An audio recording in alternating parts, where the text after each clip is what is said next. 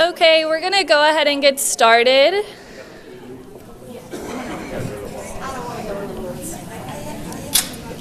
Hello, everybody.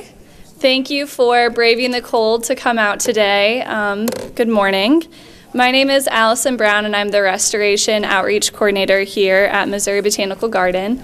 And I'm going to talk to you today about restoration and community involvement. So we're going to talk a lot about invasive plant species, why they're a problem, just getting some more information so that you can be a little more informed. So we're going to go ahead and get started. So first of all, we're going to talk about what invasive plants are. So here are a few definitions.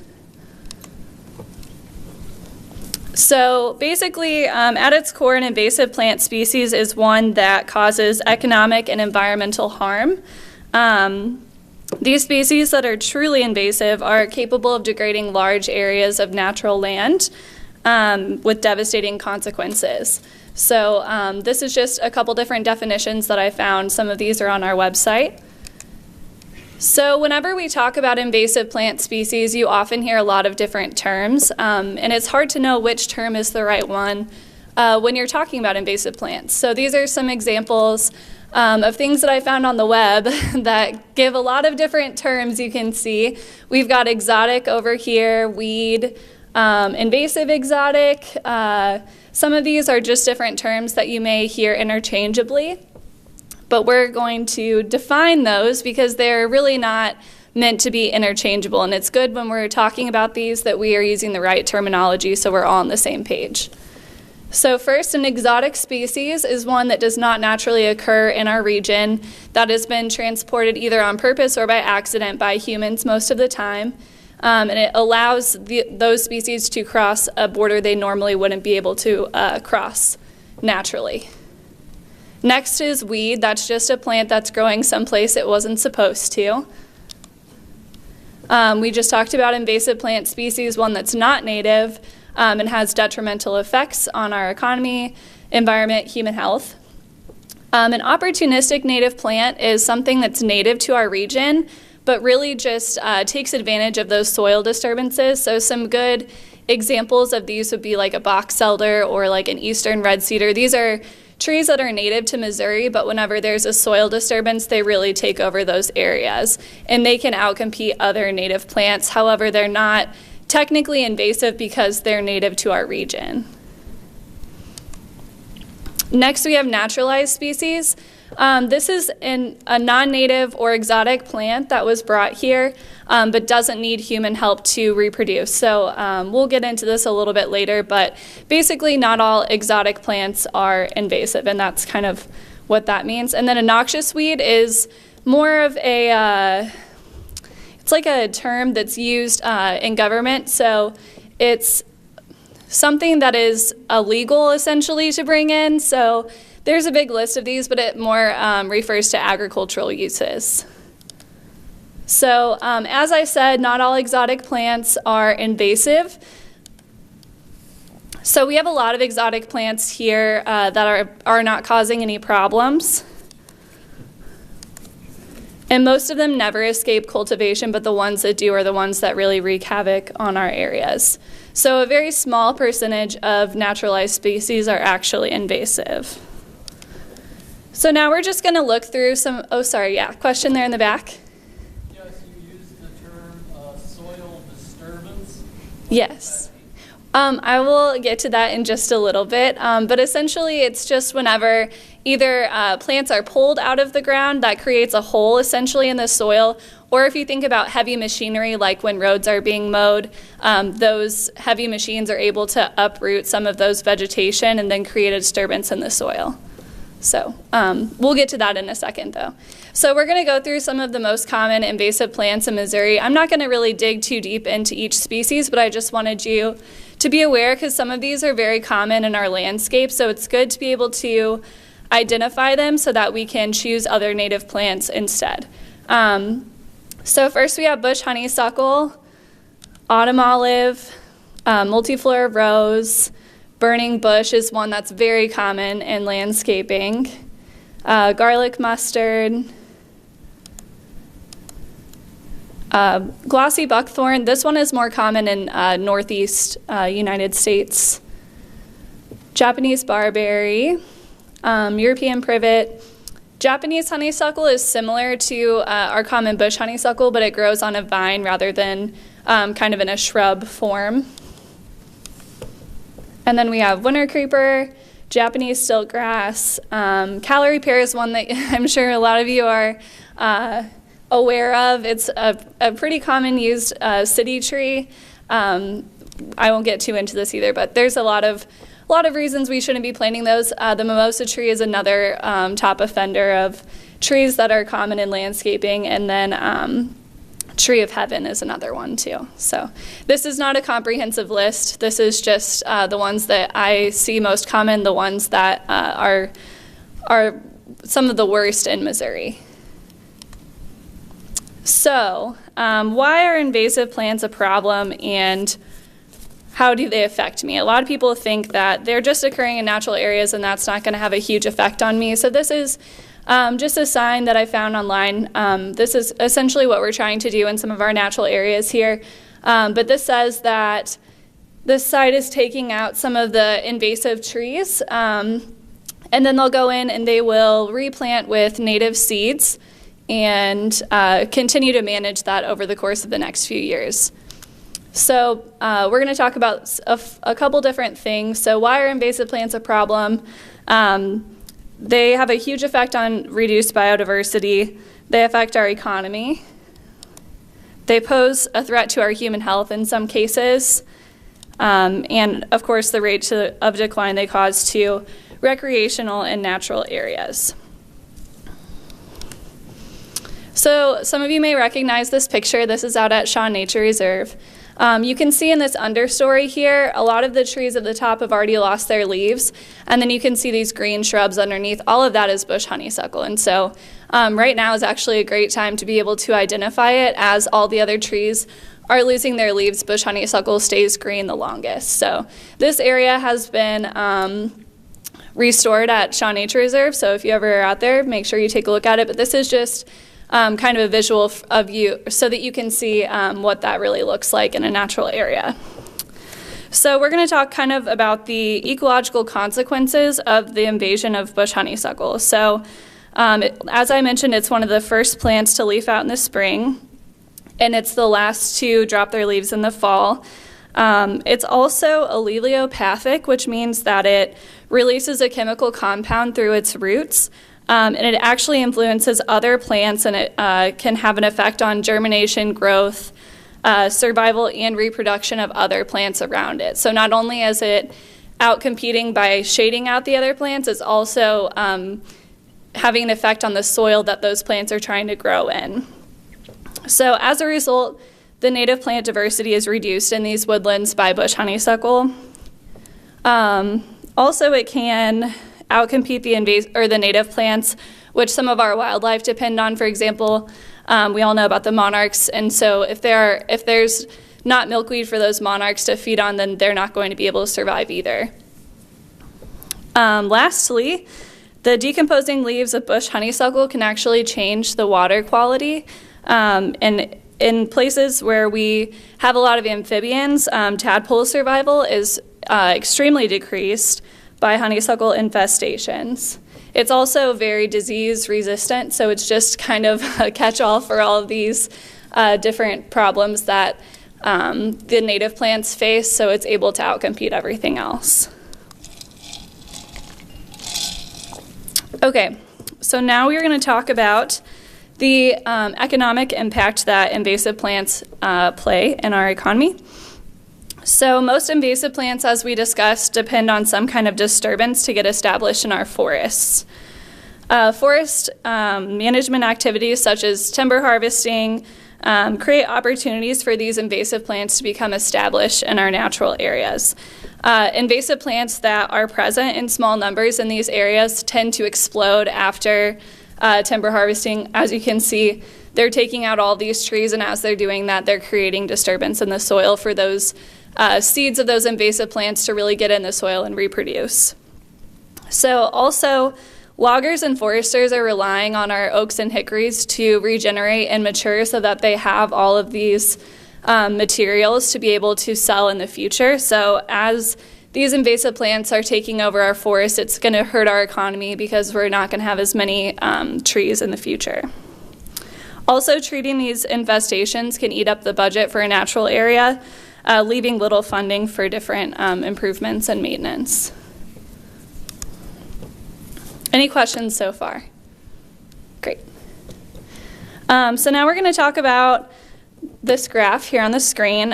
So preventing invasive species from becoming established is the most cost-effective way to manage them in the first place. So on this axis we have time, this one we have acres infested, and then we've got control costs on this side. So essentially, right here at the introduction of a plant, it's essentially absent, not on site. It's going to be very affordable to treat that infestation as it's introduced. As it starts to spread out and increase the acres and increase how long it's been there, that cost of controlling it is only going to skyrocket.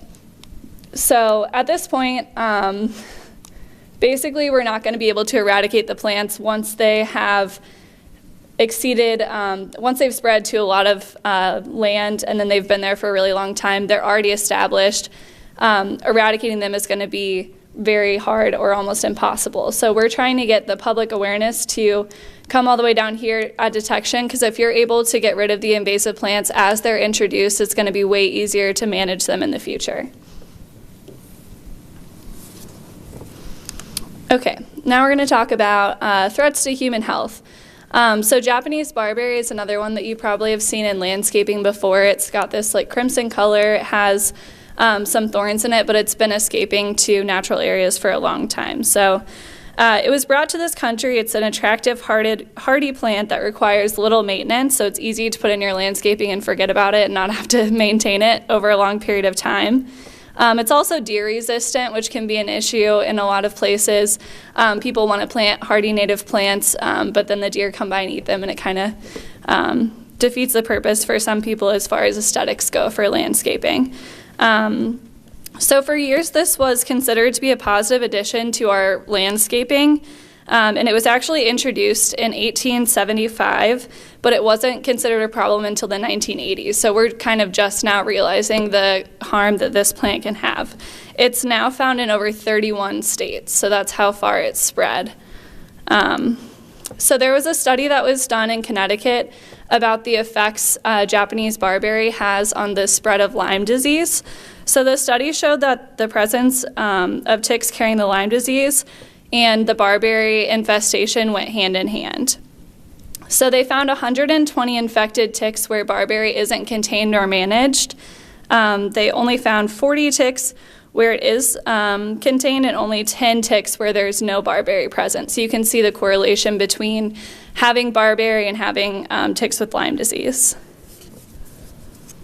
As I mentioned, the white-tailed deer don't browse on Japanese barberry, and as it gets taller, it's basically the perfect height for those ticks that are, it's called questing. When they put their hands up like this, they're kind of waiting for a mammal to walk by so they can latch on and attach.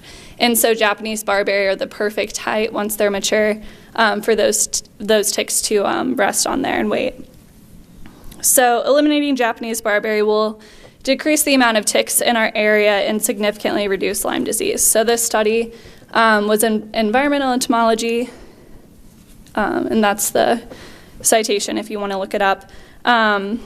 So some other things that have a negative effect on human health, we discussed the water changes in bush honeysuckle, the effect that it has on water chemistry. This change has also been found to increase the survival of common house mosquitoes, which obviously is a vector for West Nile disease, so having that honeysuckle can also add to the amount of mosquitoes we already have. Also, the berries of honeysuckle are mildly toxic to humans, so those are just some different ways that it can affect our human health. And then these are just some tips to avoid ticks. As we were talking about, it's good to know. Make sure you're wearing light-colored pants and clothes so that you can see them when they get on you. Make sure that you're tucking your pants in. Use some insect repellent. And then lastly, just remove Japanese barberry plants so that they're not continuing to spread. So all these pictures were taken out at Shaw too. So we're going to talk now about the decline of recreational areas. So invasive plants can affect the ability to enjoy natural areas, parks, campgrounds. Obviously, these people are coming out here because they want to see the beautiful foliage, but as these invasive plants spread, they're going to outcompete and really degrade the natural areas that we go to escape and really enjoy nature.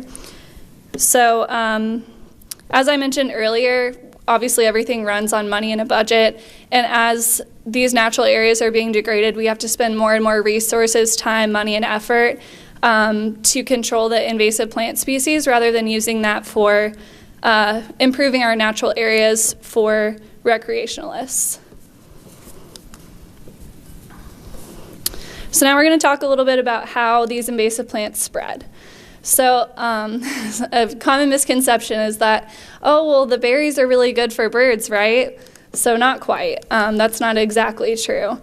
Many of the worst invasive shrubs here actually produce fruits that are not nutritious for birds compared to the native shrubs that would normally be there. So as the birds eat these fruits, they obviously are going to disperse them, which just continues to spread these invasive plants throughout the area. Actually, the honeysuckle berries have sort of a laxative effect on the birds, so they really only stay in their system for about 20 to 30 minutes. So if you can picture a bird eating a plant over here, flying for 20 minutes, dispersing those seeds, eating more berries along the way, you can just basically picture how many seeds are being dispersed that way. So if we eliminate the invasive plants, there aren't going to be berries for them to eat, and it can help to stop the spread of the plants. So removing it is the best way.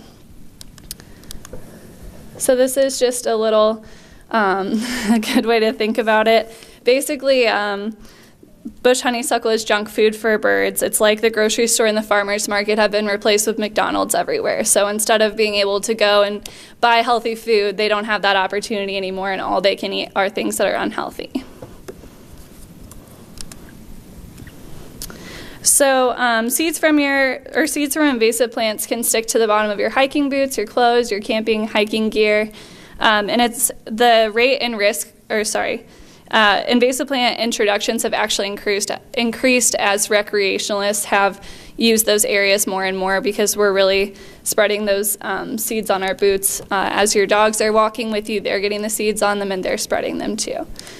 So some solutions: make sure that the seeds aren't stuck to your clothes or gear. Make sure you clean mud and dirt off your vehicle and your boots after use. Don't camp or travel through areas that are already infested if you can help it. And then make sure you're hiking on designated trails.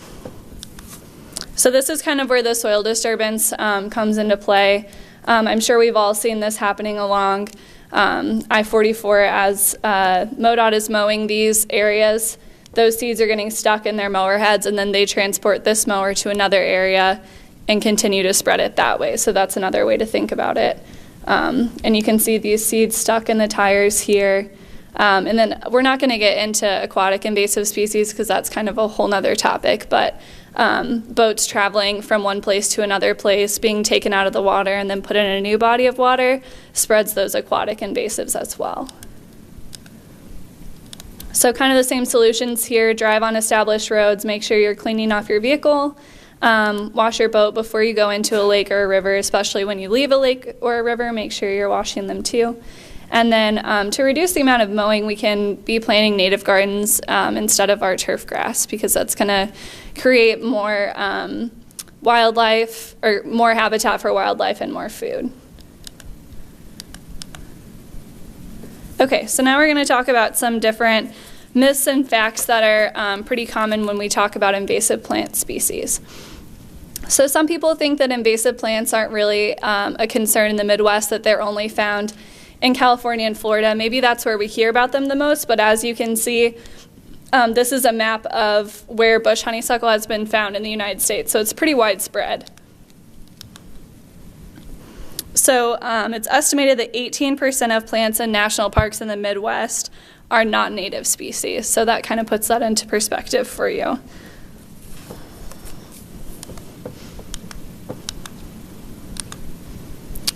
The next one is that species are going to move around on their own. We're not really contributing to the problem, that this would happen naturally on its own.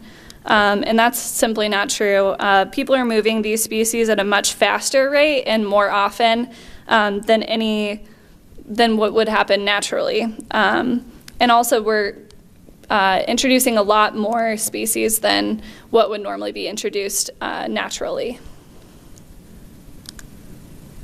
If you go to moinvasives.org, they have some of these cool posters if you want to hang up, but this is a campaign to get rid of calorie pears, so they have a lot of native alternatives to these calorie pears that people really want to have in their yards.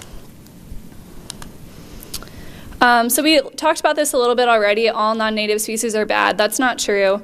Many non-native species don't cause problems in areas where they're introduced, especially for agriculture, horticulture, those kind of things. But you should definitely use caution when bringing non-native species. It's best to just stick with native plants instead. One of our examples here is chicory. This is one that can be found along roadsides, and it's not necessarily an invasive plant, but it's one that you see pretty commonly. It doesn't really outcompete with anything, but it kind of just exists, but it's not native to this area. So that's an example of a naturalized species.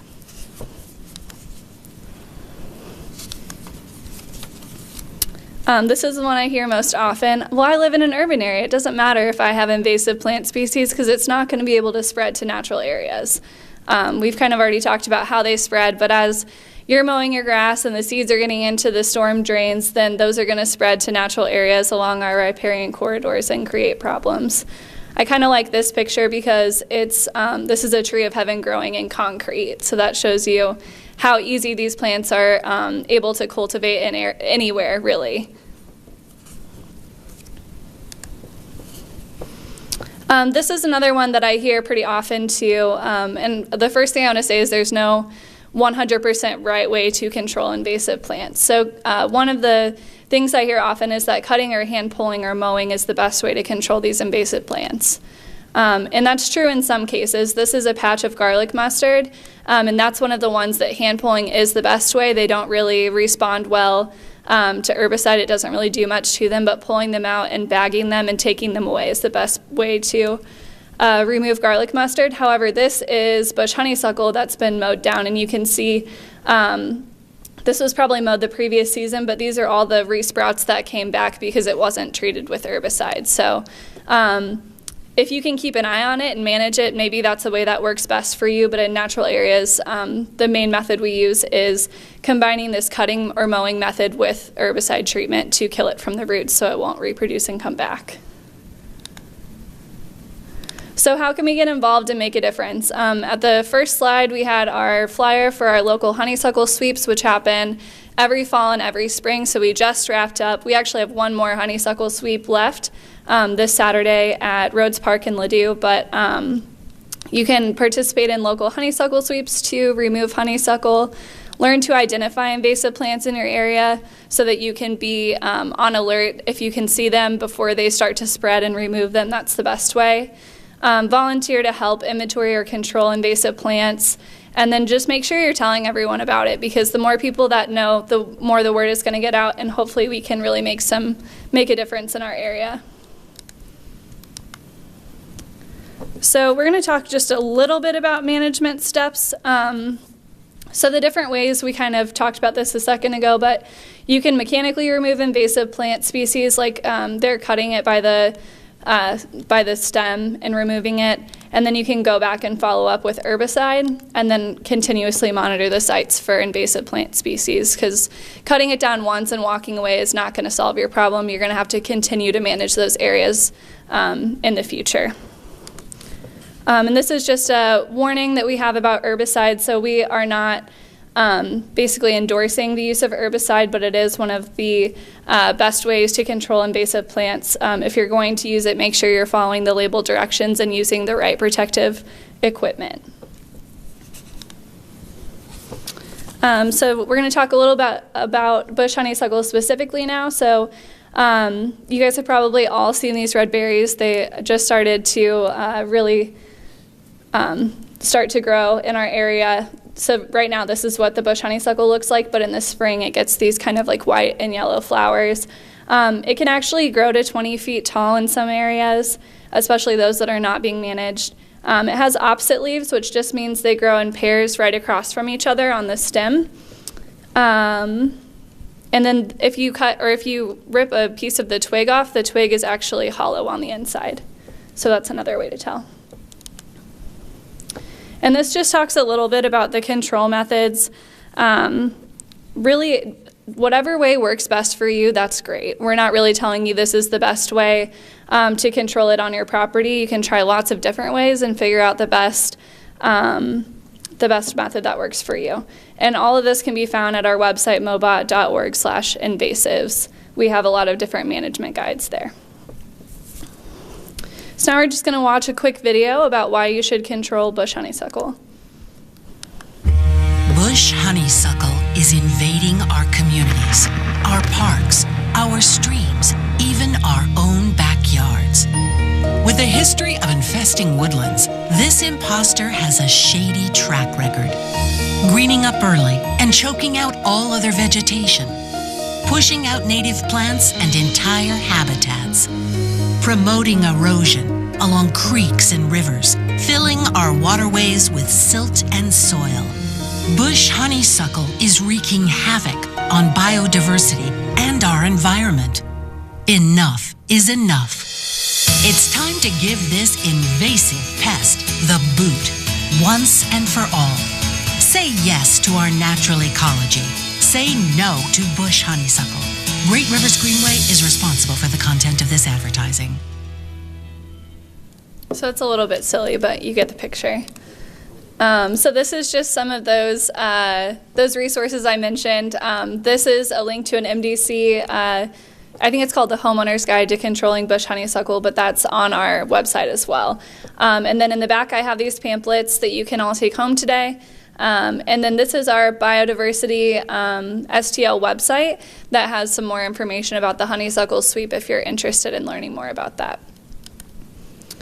So we're going to talk a little bit about how we do restoration work in our community. So we're going to go through a couple of these and just talk about it. So Biome STL is one of our new initiatives here. I shouldn't say at the garden, it's a widespread. There's lots of different partnering agencies working on it, but it's essentially an atlas that is going to be used for these city planners and decision makers to make decisions that are going to improve our biodiversity and really take care of our natural areas that we have left. And there are some different maps that we have. This will be rolling out soon. I mean, we just had our Wild Ideas We're Sharing speaker series that talked a lot about it, and if you want more information about it, we can definitely get that to you. These are just some different land cover maps that we use. So we're using data that is already out there to compile this atlas, and some of that data is in invasive species where it's been found in this area. So a way you can get involved is to download iNaturalist on your phone. Some of you have probably already done this, but it's an app that basically documents where these species are occurring in our area. So this shows you all the different observations that have happened in St. Louis. And so it could be anything. It's not just invasive plants, but the more we know about what's out there, the better it's going to be for us to make decisions on how to effectively manage our areas. So you can definitely record invasive plants in iNaturalist, but you can also record where native plants live, as well as wildlife, birds, animals, that kind of thing. So. And then we have the City Nature Challenge coming up in 2019, I think in March, which is a week-long initiative to try and get the most observations in our region. And actually, St. Louis took the lead this year, so we're hoping to do the same next year. We had over 10,000 observations. So it's a great app if you want to download it, and it just helps you learn what's in your area, what's in your backyard. As you're walking along in your neighborhoods, you can figure out what actually is there. So Biodiversity St. Louis is a community network of all these different agencies here, but the mission is to cultivate connections and solutions across the greater St. Louis ecoregion to enhance nature in all ways that improve the quality of life for all. So we'll go through, these are some of the different initiatives that they do. So we have the Meet Me Outdoors in St. Louis. If you haven't seen that, it's a map upstairs that has different places to get out in your natural areas, both in Illinois and Missouri. I just mentioned our Wild Ideas We're Sharing speaker series. Our Honeysuckle Suite for Healthy Habitat is a initiative of Biodiversity St. Louis, and then the Green Teen Alliance at the bottom. We'll talk about that in a second.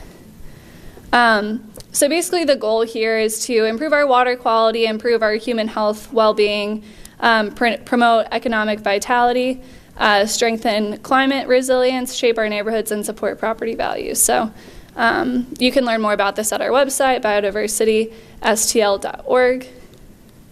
And then, I hate to put you on the spot. Nelson, do you want to come up and talk about Outdoor Youth Corps a little bit? So Outdoor Youth Corps is part of the Green Teen Alliance, which started in 2014. And I'll pull up the next slide so you can talk a little bit more about it. But Nelson led our Outdoor Youth Corps this summer, so I'm going to let him talk a little bit about it. Yeah, so I, along with team members on the Youth and Community Programs team, coordinate the Outdoor Youth Corps. That's our teen employment program, like Allie said. This past year, we had 10 participants in that program, all between the ages of 16 to 20 years old. We work in partnership with STL Youth Jobs, which is a local provider of jobs for young people in the St. Louis region. They have city programs and county programs. So we worked with them. They do a lot of the HR type of support with career development and exploration, and also building resumes, interview skills, that sort of thing. And then we do a lot of the on-the-ground kind of coordination. So this year we did a ton of, you can see our crew there at the Confluence. That was a couple years back. This year we were in O'Fallon Park and we did a ton of honeysuckle removal. So we were working in kind of a cool little woodland in O'Fallon Park in North City, adjacent to the YMCA. And we were bashing honeysuckle all summer. 105 degrees, and we were out there getting after it. So summer's not the most ideal time, like Allie mentioned. Spring and fall, for a number of reasons, are a little better, but you can still ID it in the summer. It's a little tougher. It's a little hotter and a little dirtier work in the summertime when you're all sweaty, but we had a blast. And we're just one program in the Green Teen Alliance. So this year I think there were 5 other programs that had teen employment programs with teens working outside in nature, working with their hands, and kind of exploring green careers. And so we were able to get together twice, once at the beginning of the summer for what we call base camp, and that was at Forest Park.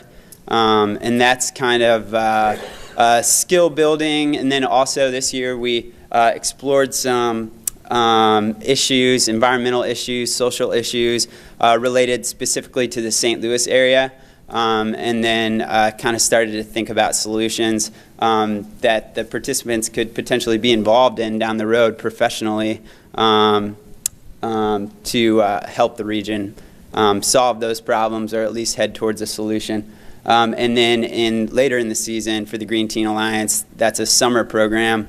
So like in July, late July, we have a college and career summit. So we brought in local professionals to talk about what they do.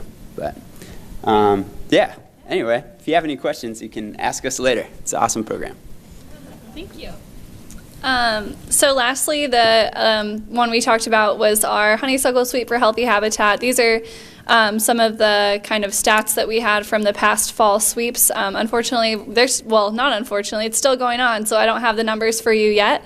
But you can be sure to check back on our website for those photos and basically stats of what we did in the community. So last spring and fall, we had over 27 events, lots of volunteers, cleared 17 acres of honeysuckle. So it's a great way to get out wherever you are. There's events everywhere. So that's just a great initiative to get out and get rid of honeysuckle. And then this is just a short video that we shared this weekend on our social media. We had a staff honeysuckle sweep over at Greenwood Cemetery. So this just gives you a little insight to what that was like. Honeysuckle, winter creeper, a little bit of everything out here. 32 acres of overgrowth. Today we are working at Greenwood Cemetery. We are doing a staff honeysuckle sweep, so we have invited some of our staff members from Missouri Botanical Garden out here to cut down some of the honeysuckle and treat it with herbicide to eliminate some of those larger honeysuckle bushes from going to seed so that it doesn't continue to spread in this area. As the leaves are dropping from other plants, the honeysuckle is the plant that keeps its leaves the longest, and it stays green the longest, so it's easier for volunteers to identify. Also in the fall, it has iconic red berries that makes it another easy ID feature. But I've got great-grandparents that are buried in the cemetery somewhere back in this section. I've got grandparents buried in here. I've probably got 10 or 12 relatives that I know of that are buried in the cemetery. I've only found one so far, an uncle. So I'm really pumped, really excited, and I know one day I'll find all my relatives that are buried in the cemetery. So that's my motivation. It's a really big opportunity for us to get out to a place that normally doesn't get this kind of help with park staff or with funding, and really make a difference out here. This work is normally done by 3 or 4 people. We love for people to come out to see the cemetery, to ask questions. We love talking about the cemetery, the good and the bad, the challenges and the rewards.